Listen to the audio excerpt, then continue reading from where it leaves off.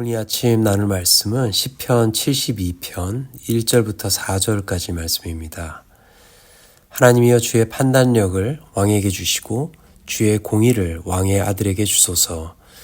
그가 주의 백성을 공의로 재판하며 주의 가난한 자를 정의로 재판하리니 의로 말미암아 산들이 백성에게 평강을 주며 작은 산들도 그리하리로다. 그가 가난한 백성의 억울함을 풀어주며 궁핍한 자의 자손을 구원하며 압박하는 자를 꺾으리로다. 아멘. 요즘 읽고 있는 책 가운데 흥미롭고 또 많은 통찰을 주는 책이 하나가 있습니다. 바로 박용후 작가가 쓴 관점을 디자인하라라는 책인데요. 이 책의 저자는 자신을 관점 디자이너, perspective designer라고 소개를 합니다. 아주 생소한 표현인데 그의 설명을 들으면 조금 이해가 됩니다. 그는 이렇게 말합니다. 마케팅이란 고객의 관점을 바꾸어 서비스나 제품이 가치 있게 느껴지도록 만드는 것이다. 즉 중요한 것은 제품 자체가 아니라 그것이 어떻게 보이느냐, 어떻게 인식되느냐라는 관점이라는 것입니다. 그는 보여줄 이미지부터 결정하라라는 그 챕터에서 아주 의미 있는 말을 꺼내는데 이렇게 이야기를 하고 있어요. 어느 정도 이름이 알려지면 사람들은 본인의 의도와 무관하게 외부에서 형성된 이미지로 그 사람을 바라본다. 언론이 보고 싶은 대로 또 세상이 듣고 싶은 대로 해석되기 시작하는 것이다. 그래서 그는 말합니다. 외부의 시선에 끌려가지 않게 하기 위해서는 내가 보여주고자 하는 이미지, 즉 의도된 관점을 먼저 명확히 설정해야 한다라고 말합니다. 그래야지 이 세상에 휘둘리지 않고 오히려 그 흐름을 이끌 수 있다라는 것이죠. 이것은 단지 마케팅의 원리로만 그치지 않습니다. 우리 신앙생활에도 깊이 적용될 수 있는 아주 중요한 원칙입니다. 성경은 로마서 12장 2절에 이렇게 권면합니다. 너희는 이 세대를 본받지 말고 오직 마음을 새롭게 함으로 변화를 받아 하나님의 선하시고 기뻐하시고 온전하신 뜻이 무엇인지 분별하도록 하라. 이 세대를 본받지 말라는 이유는 분명하죠. 세상은 철저하게 인간 중심적인 관점을 가지고 있습니다. 세상의 요구는 자기의 유익, 성공, 자존, 생존이 중심입니다. 반면 하나님의 중심의 삶은 내가 아닌 그리스도 그리고 타인을 위한 사랑으로 채워져 있죠. 이 두 관점은 본질적으로 충돌할 수밖에 없습니다. 따라서 우리 믿는 자들에게는 하나님의 뜻이라는 관점과 기준이 반드시 삶의 중심에 자리 잡고 있어야 하는 것이죠. 즉 하나님의 마스터 플랜, 하나님의 시선, 하나님의 가치라는 기준 위에 우리의 삶을 설계하고 구축해 나가야 하는 것입니다. 우리가 그림을 그릴 때도 그렇죠. 아무 준비 없이 붓을 휘두르지 않습니다.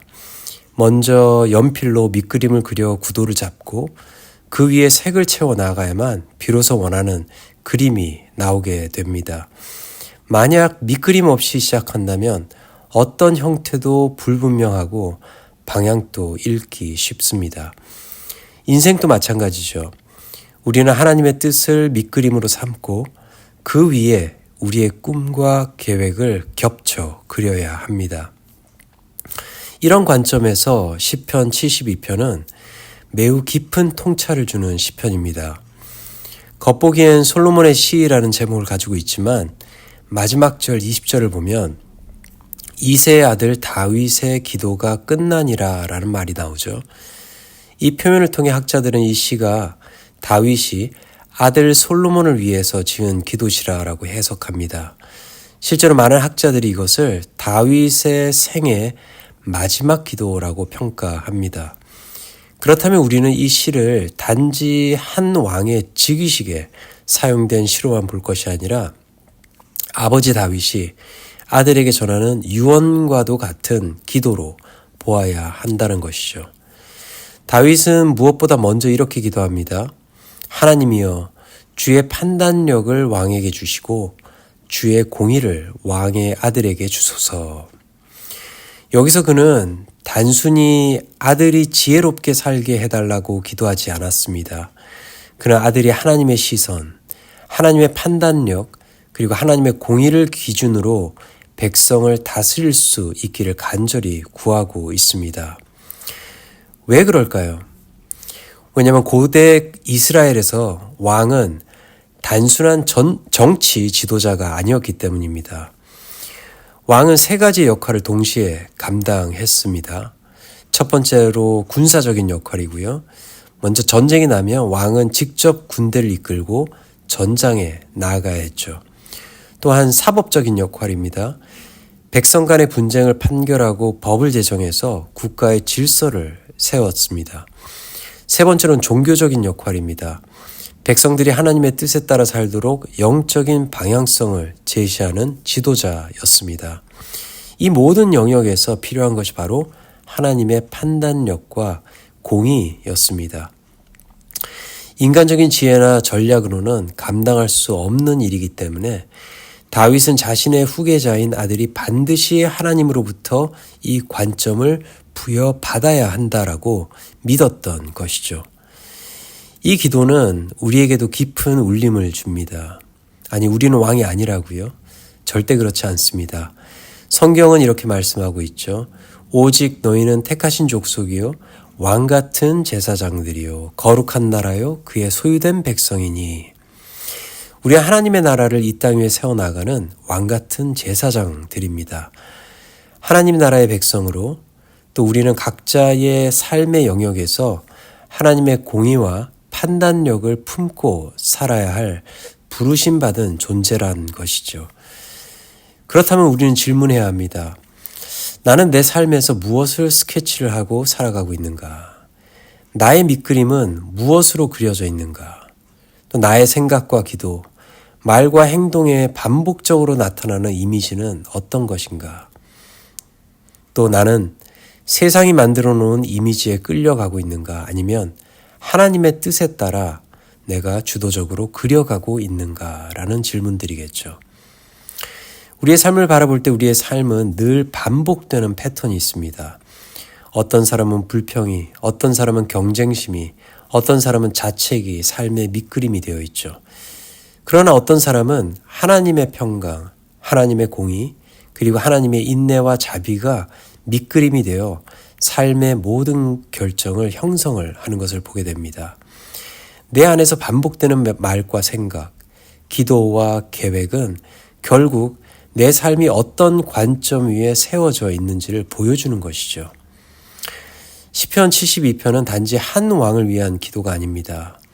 이 시는 하나님 나라의 백성으로 살아가는 우리 모두에게 필요한 기준과 방향을 제시하고 있는 것이죠. 우리가 살아가는 이 세상은 끊임없이 외부의 시선과 이미지로 우리를 규정하려 합니다. 하지만 다윗처럼 우리는 먼저 하나님의 판단력과 공의를 구해야 하는 것이죠. 그 위에 삶을 스케치할 때 비로소 우리의 인생은 하나님이 원하시는 방향으로 흐르게 되는 것이죠. 끌려가는 삶이 아니라 끌고 가는 삶, 흐름에 휘둘리는 삶이 아니라 하나님의 뜻이라는 중심을 가진 삶입니다. 오늘 또 이 하나님 앞에 나아가 이렇게 기도하기를 원합니다. 주님, 제 삶의 밑그림이 주의 뜻 위에 그려지게 하소서.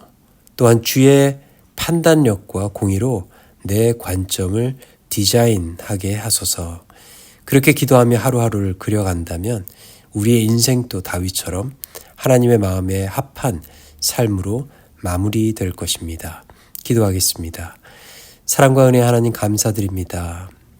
우리의 삶을 만들고 디자인해 나아갈 때에 하나님의 생각과 하나님의 뜻, 또 특히 하나님의 의와 판단력을 가지고 우리의 삶을 그려나갈 수 있는 믿음의 자녀들 될 수 있도록 은혜로 인도하여 주시고 또 그러한 삶을 통해 오늘 하루도 하나님께 영광 올려드리며 또 하나님의 기쁨이 될 수 있는 주의 백성 될 수 있도록 역사하시고 인도하여 주시옵소서. 감사드리옵고 우리 주 예수 그리스도의 이름으로 간절히 기도 올려 드립니다. 아멘.